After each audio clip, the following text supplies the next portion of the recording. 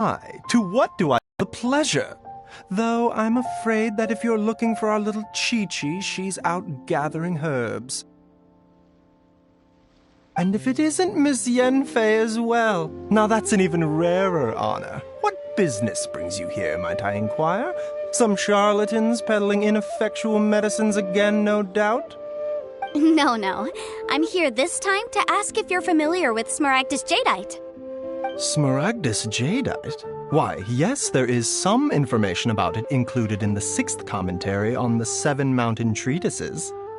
The 7 Mountain Treatises states that this substance springs forth from stone marrow within the mountains, and will bring disaster to any mere mortals who touch it.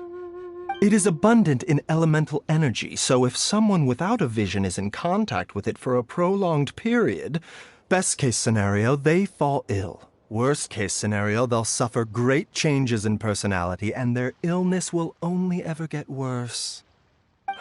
Anyway, I'm sure you didn't come all this way just to chit-chat.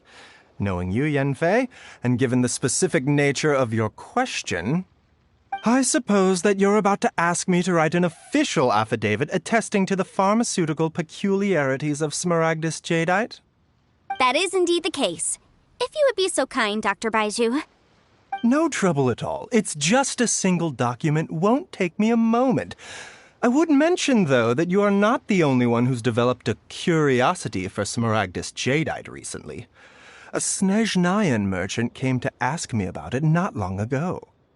But after I gave him my reply, his expression shifted to one of remarkable disappointment. I wonder, Miss Yanfei, if your pressing business might be related to the Snezhnayan merchant? You needn't concern yourself about that, Dr. Baiju. Thank you for penning us that document. I'll make sure to compensate you in due course. You're too kind. Take care now. That Baiju guy is as weird as ever. Is it just Paimon, or does it feel like he was fishing for something back there? Dr. Baiju's always been like that. Well, we have the evidence we need. Let's go find Mr. Crossell. Please, show me your prescription.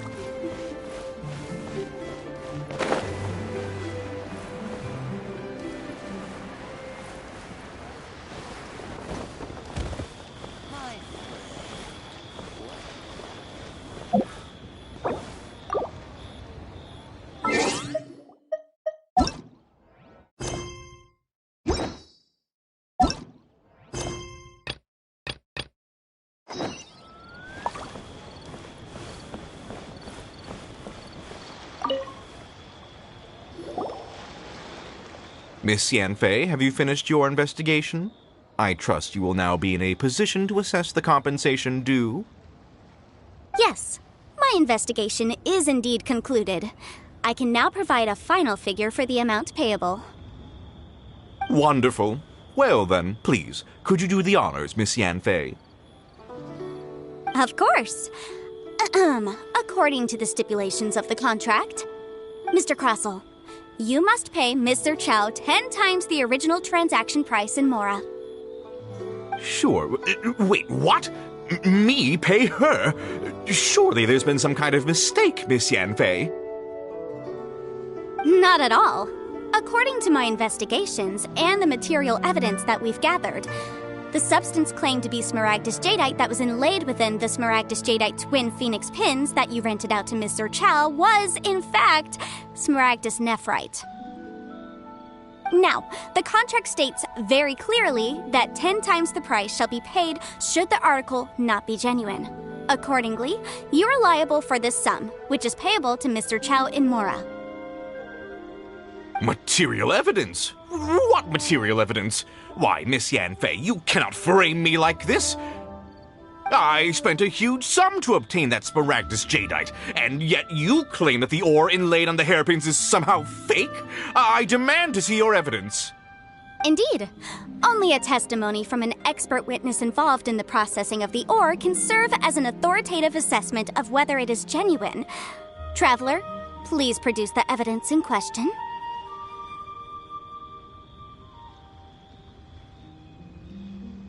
This is a processing record from the Jade Mystery, along with stone samples and an affidavit signed by the business owner, Chateau. Seriously? Even the boss there couldn't differentiate between Smaragdus Jadeite and Smaragdus Nephrite. How does this prove anything? In any case, Smaragdus Nephrite is the outer layer of Smaragdus Jadeite.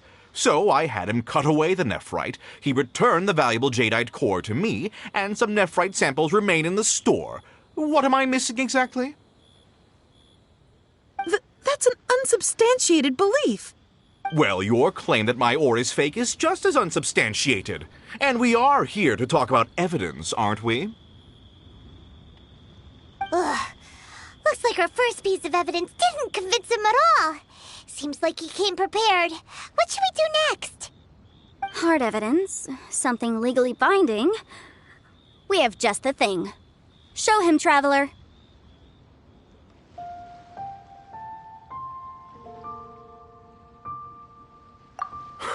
This document proves that my hairpins are the real deal, doesn't it? This is the Ministry's seal, after all. It shows that the ore inlaid on the pins is indeed Smaragdus Jadeite. Our second piece of evidence didn't work either. And this guy's getting more belligerent by the second. You know, you could be right. Perhaps the hairpins are the real deal after all. Of course I'm right. All the evidence shown supports my story. Well, hang on a moment now, because I do recall one final piece of evidence that we haven't revealed yet. Traveler, would you do the honors? This shall serve as decisive proof of our case. What's this? Smaragdus Jadeite springs forth from stone marrow within the mountains and will bring disaster to any mere mortals who touch it. Sustained contact with Smaragdus Jadeite over a prolonged period will, in less serious cases, cause a mild malady, while in serious cases, the patient may suffer a dramatic change of personality and fall seriously ill. Mr. Crossell, were you aware of these peculiar properties of Smaragdus Jadeite? I had no idea. No idea, you say? I'd guessed as much. But for you to have rented out such a dangerous item...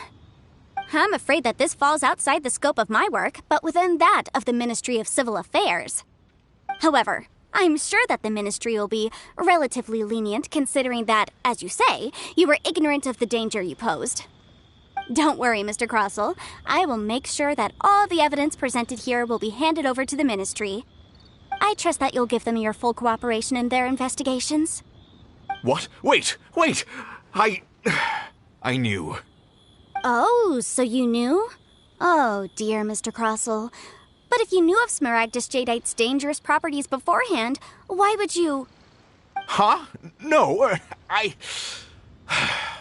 The hairpins aren't actually inlaid with genuine Smaragdus Jadeite? Is that what you were about to say? You do understand, Mr. Crossell, that this means that you will have to pay Ms. Zerchow 10 times the original price in Mora? Mr. Crossell, your answer, please. My client and I are waiting.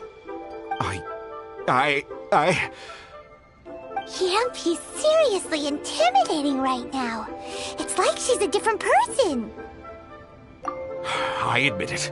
I confess. The ore I had inlaid on those hairpins was Smaragdus Nephrite. But I'm a victim in all of this, too. I invested a great deal of time and money into acquiring that small amount of Smaragdus Jadeite, in the hopes of turning it into a piece of jewelry that would fetch a fine price. But after receiving it and carrying it around for a few days, I started to feel extreme discomfort.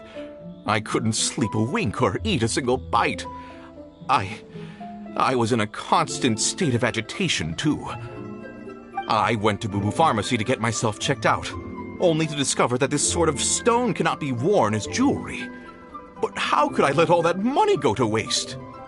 That's why I had another pair of hairpins made from Smaragdus nephrite, which is almost indistinguishable from Smaragdus jadeite. I kept the real Smaragdus jadeite in a specially made box. I daren't touch it again. I was worried that someone would see through it, which is why I only dared to rent them out, not sell them. And then to top it all off, Chichao lost the hairpins after I rented them out to her. Exactly! If they weren't the real deal, why'd you make her pay so much?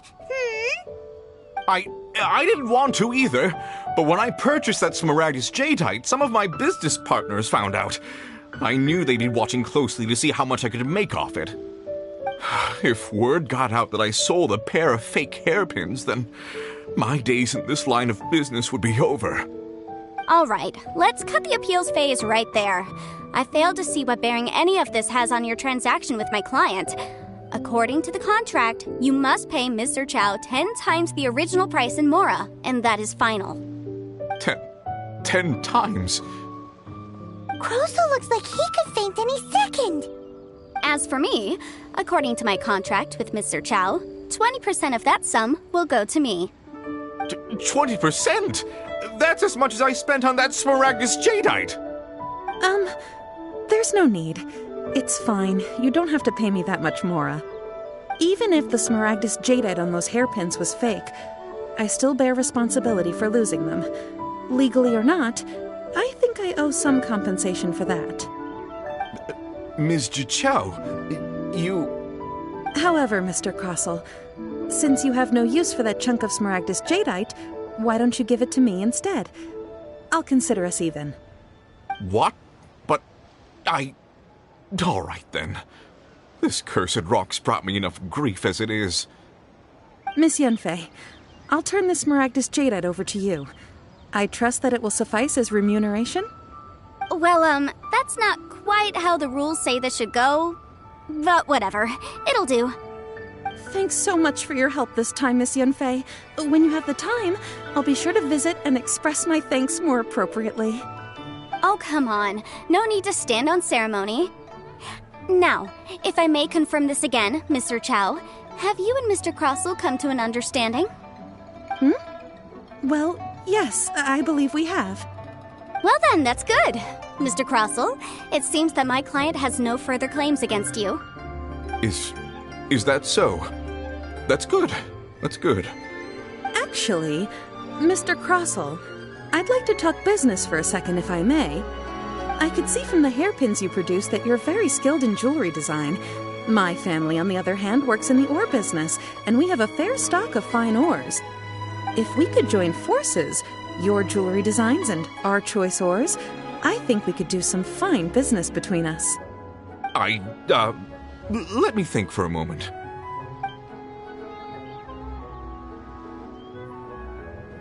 Well, that's that. And we've got the Smaragdus jadeite that Granny wants too. All's well that ends well, eh? Exactly. Usually when someone tells us they've lost something, we end up searching all over the place for it. But this time, you managed to solve the problem with just a big stack of documents. Even though the solution didn't involve actually finding the hairpins. The right solution depends on your perspective on the problem. The objective of my client, Mr. Chow, was to reduce her liability to pay compensation. So, rather than looking high and low for some hairpins, proving that the rented item was nowhere near worth what the vendor had claimed it to be was the more efficient solution. An Adeptus. Speaking of, you took part in that battle, didn't you? In which case, you would have heard what Granny said. Liyue Harbor is now a city ruled by humans. The title of Adeptus means precious little to me compared to my job as a legal advisor. In any case, don't you think that the Liyue Harbor of today needs legal consultancy far more than it needs adeptal powers? Paimon can think of someone who would definitely disagree with your reasoning. Well, since we got what we came for, it's time to pay Granny a visit. I bet she's been on tenterhooks for a while now.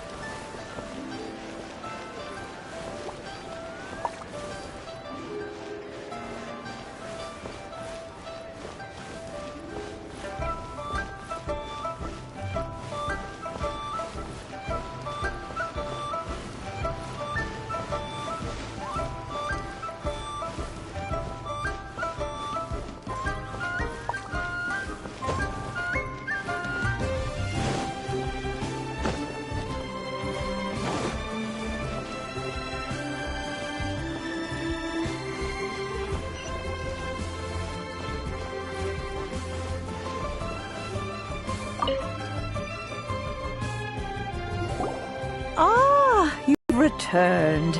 How did it go? Were you able to find the Smaragdus Jadeite? Good, good. Then we have all the materials we need. Well, if we're all set, Granny, I'll get going now. Got a ton of clients waiting for me back at the office. Oh, you. All right, then. Go see to your business. Granny should be able to handle the rest. I'm off then. Bye! Oh yes, Traveler. Make sure you don't lose the business card I gave you. I've been looking into the laws of other nations as well. If you should ever bump into any trouble with the law, come find me directly. Regulars get discounts too. Come now, child. Are you leaving or are you not? If you have no wish to leave, perhaps you'd like to help me clean my teapot, hmm? I'm leaving! I'm leaving! That child. Goodness knows where she learned to be so rambunctious. Her father was hardly so riotous or fond of talking nonsense back in the day when he stood beside Rex Lapis. Indeed she is. Liyue has changed, and the Adepti must also learn to change. Yanfei might be overly garrulous, but she is also the most intimately acquainted with the city among us all. Liyue is not the same place I once knew. All right, then. Let us speak of this no more. Back on topic. I believe that I still owe you a little gift. Ooh, Paimon's so excited! How is it made? It is but a single teapot. It shan't take long at all. Just wait here for a moment.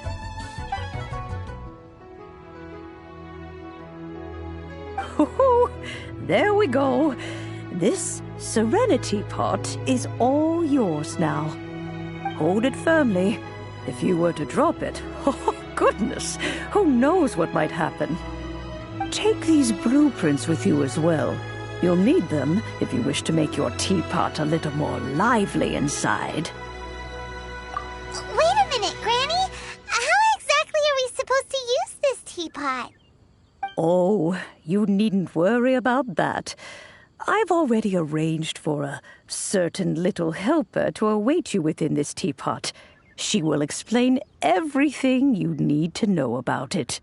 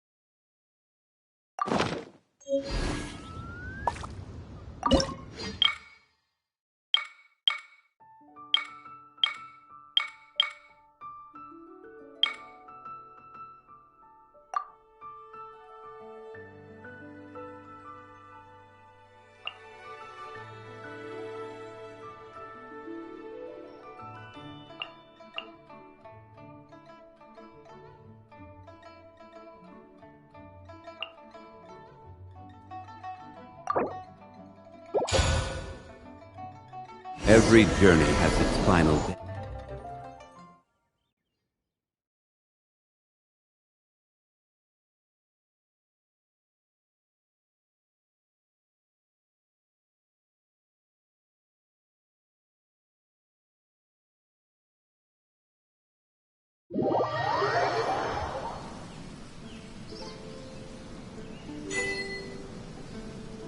Wow! This teapot seems even bigger inside than Madame Ping's! There's even a great big house in the middle, too! Huh. But there's just a whole load of nothing around it. Paimon can't do that! Well, you're the one with the sword anyway! You do it! Still, why is it so empty here apart from that house? Oh, wait a second. What is that?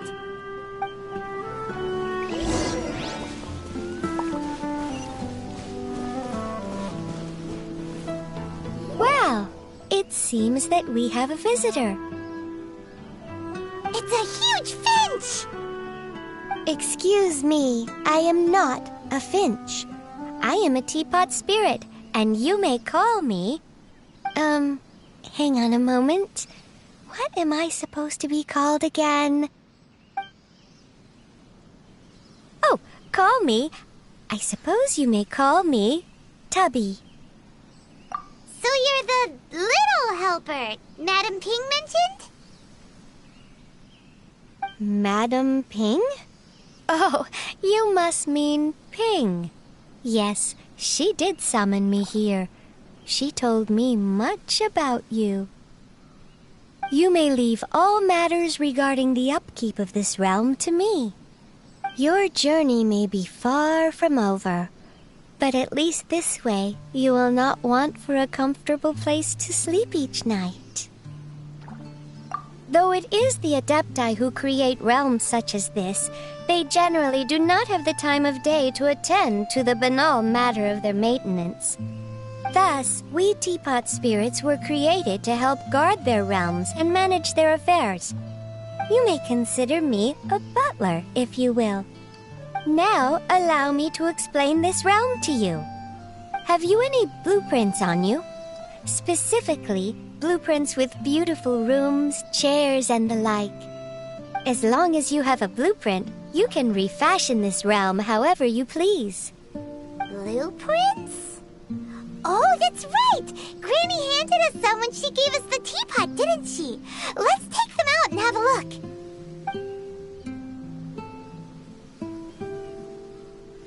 Yes, these are the blueprints I'm talking about. Go on, open them up. Just commit the image of the objects to memory and prepare the necessary materials. Then simply release the thought from your mind and the object in the blueprint shall appear within this teapot. Wow! Is that all it takes? Then we could build a whole city inside, couldn't we? I doubt it. A golden-eyed adeptus explained this to me at some point in the past. He said that even though subspace creation is a product of adeptal power, even that has its limits. This world is not a true one, after all. It provides merely a moment of brief respite from the mortal realm, not a means of escaping it entirely. A golden-eyed adeptus? Paimon wonders who could that be? I hardly remember myself. What's more, I have never seen that adeptus again since. Well, let's not dwell on that. Have a look around. Best you get accustomed to this realm. If there's anything you would like to ask, just look for me.